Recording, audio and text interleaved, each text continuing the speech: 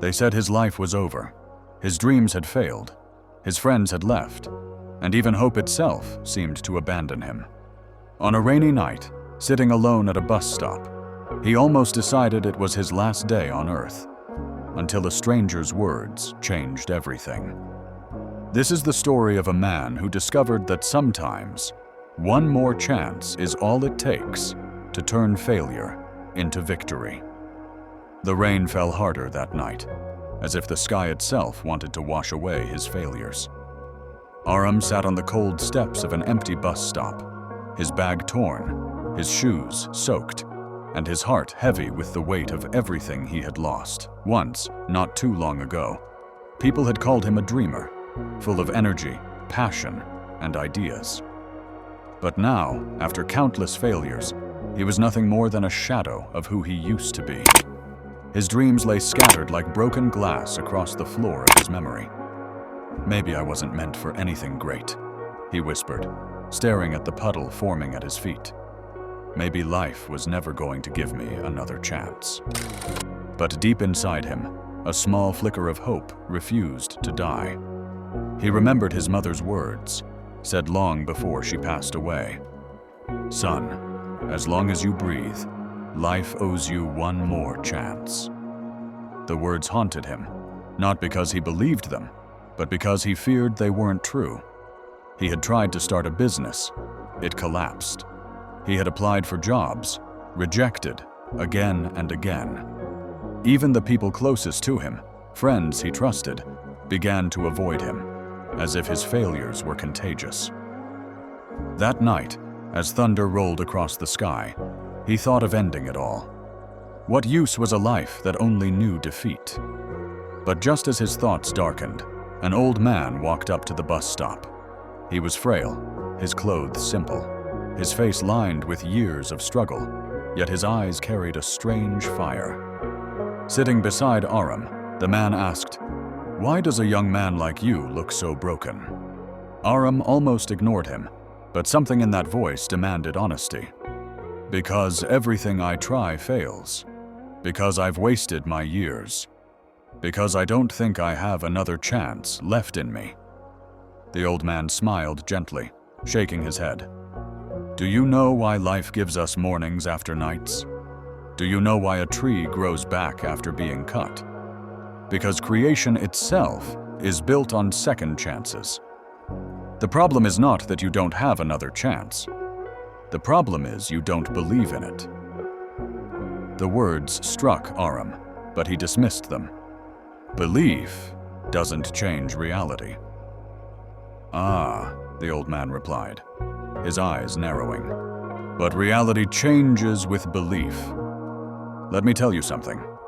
I once had nothing, not even a home. I slept on footpaths, hungry, hopeless, invisible to the world. But I told myself every morning, one more chance, one more step, one more fight. Today, I run a small school for children who once slept where I slept. Tell me, young man, what would have happened if I had stopped believing?" Arham stared, unable to answer.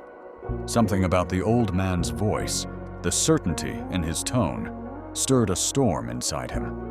For the first time in months, he felt like maybe, just maybe, his story wasn't over yet. That night, instead of giving up, he dragged himself back to his tiny rented room. He looked in the cracked mirror and whispered, "One more chance." The days that followed weren't easy. He faced rejection again and again, but each time he forced himself to rise. He began working small jobs, carrying boxes at a warehouse, delivering food on a motorbike, anything that earned him enough to survive. It wasn't glamorous, it wasn't what he had dreamed, but he told himself, "This is not the end. This is the beginning of my next chance." And slowly, life began to shift. One day, while delivering a package to a company office, he overheard a group of employees talking about a project that had been abandoned. It was a community development idea, left unused because no one had the passion to take it forward. Arham's heart raced. This was his spark. Without hesitation, he asked to meet their manager. They laughed at him.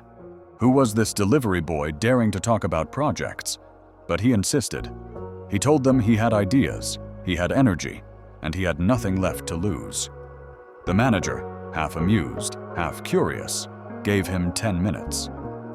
10 minutes that could change his life, or prove, once again, that he was a fool. 10 minutes. That was all he had. Arham stood in front of the manager's desk, his clothes still damp from the rain outside, his delivery bag placed awkwardly on the floor.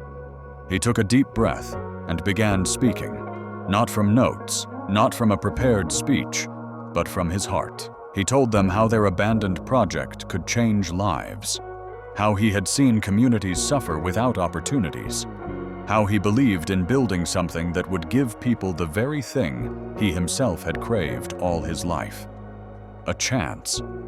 At first, the manager listened with polite disinterest, but as Arham spoke, his eyes sharpened. There was no arrogance in his words, only raw determination. He wasn't selling an idea for money or fame. He was pleading for a chance to prove himself. When he finished, silence filled the room. Arham expected rejection, laughter, maybe even mockery.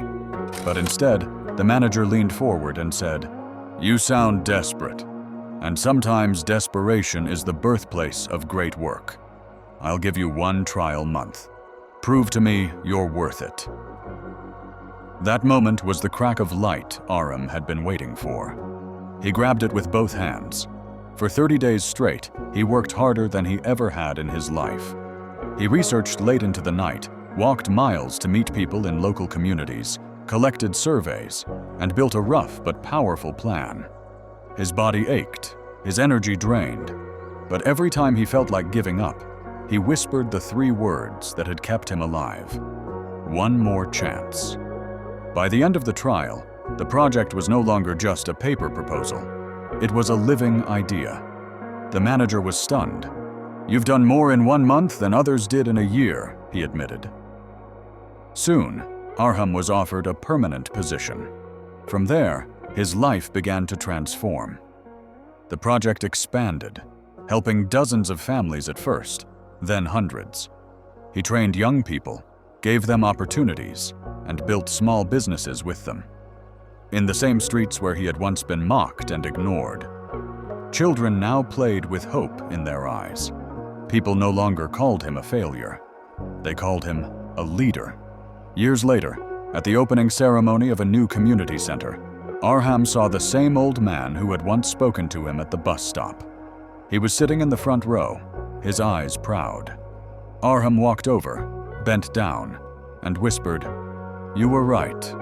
Life always gives one more chance." The old man smiled, placing a hand on his shoulder. "No, my son. Life doesn't give the chance. You do, by refusing to quit." Tears blurred Arham's vision as he looked around at the hundreds of faces filled with hope. He finally understood. Every failure, every rejection, every dark night had been preparing him for this moment. If he had given up, he never would have seen it. Moral of the story: life is not about how many times you fall, but how many times you rise. Every sunrise is proof that you have one more chance to try, to fight, to believe, and to rebuild. The only true failure is giving up before your chance arrives.